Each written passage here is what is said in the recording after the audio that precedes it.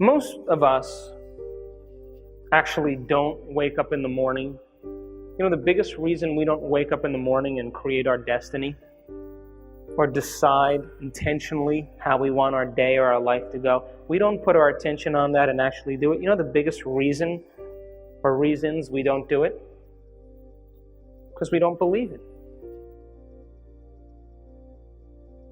If you look at a functional brain scan of a person who is thankful, that can move into a state of gratitude, the subconscious brain turns on completely, which means then that they have their mind and body working together. They're feeling exactly the way they're thinking. And it's re-instructing the body, it's reconditioning the body. And because they're in a state of thankfulness, it's affecting their health dramatically and very quickly. There's no block between the conscious mind and the subconscious mind. If you ask that same person to begin to rifle through all the problems in their life and put their attention on that, do you know that that same brain turns off? Which means now that person is separated from their subconscious mind, their own greater mind, just by the act of thankfulness. Now, if you believe that the quantum law has anything to do with your destiny or your future, could you give thanks for things that you don't have yet, but in the quantum law exists as a potential?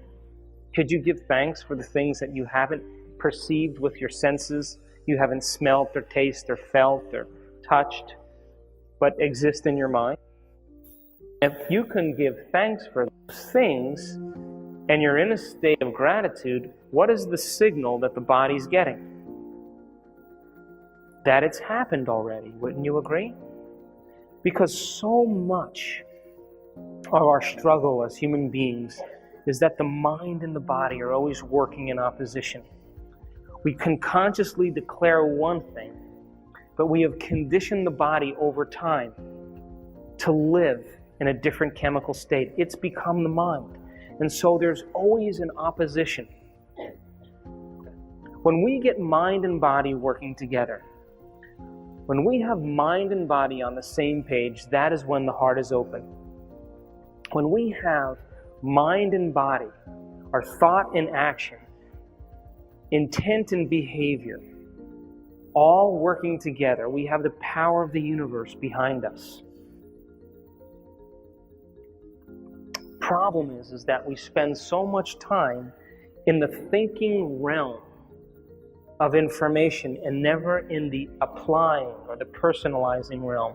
To get people to go from thinking to doing is like herding cats most of the time, because everybody wants to stay in that intellectual realm. And wouldn't you agree that, this is my present state of understanding.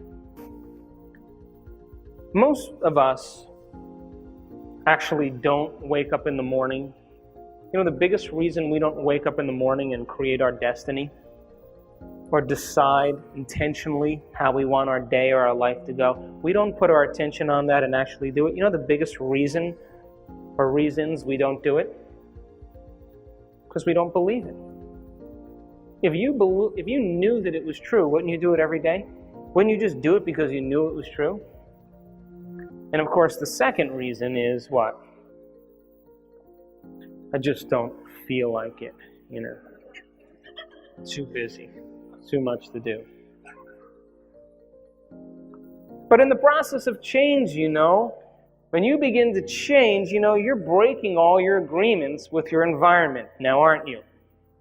Because the change is to be greater than your environment. But every person and everything and every circumstance, we said, is organized in the brain. It's a reflection of the brain. You still with me? So if that's true, right? And you no longer want to think and act and feel the same way. The people in your life that we have in our life are pretty much there because we have an emotional chemical agreement with them. Because why? They're sharing the same experience as us. And if you share the same experience, you share the same emotions. Emotions are the end product of experiences. You guys with me?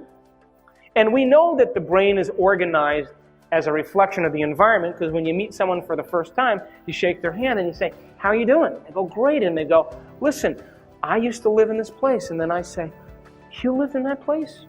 I lived in that place. You know those people? I know those people too. When did you live in that place? Oh, in 2002. I lived there in 2002 also. And you experienced those things?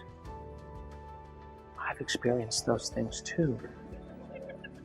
I like you. We have a relationship now because we neurochemically are aligned. And if we share the same experiences, we have the same emotions. Would you agree? And so all of a sudden you say, I'm no longer going to think and act and suffer any longer. I'm not going to complain. I'm not going to blame. I'm not going to make excuses. And now your buddy who you go for a walk with, and you talk about all the problems in your life, and he's going to start off talking, rah, rah, rah, rah, rah, and you're just going to be like this. And he's going to say, what is wrong with you? We had a thing here. You're going to knock that off all of a sudden? I like you better the other way. Would you agree? So as we begin to change and we begin to alter the circuitry in our brain, and we begin to organize it and make it work in new ways and grow the circuits in there, the brain is no longer a record of the past now, or a reflection of the environment, but in fact, the brain is ahead of the environment. The brain now is organized ahead of the experience. And the quantum law says the environment is an extension of your mind. And don't you agree that if you change something in your mind and reorganize the circuitry, something should show up differently in your world?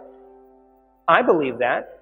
I wouldn't get about to the business of change unless I wanted a sign in my life as a result of my efforts. And I want a sign that comes in a way that I can't predict, and I want it to be surprising, and I want it to leave no doubt that it came from a greater mind, so that it inspires me to do it again, so that it's out of routine, that it wakes me up.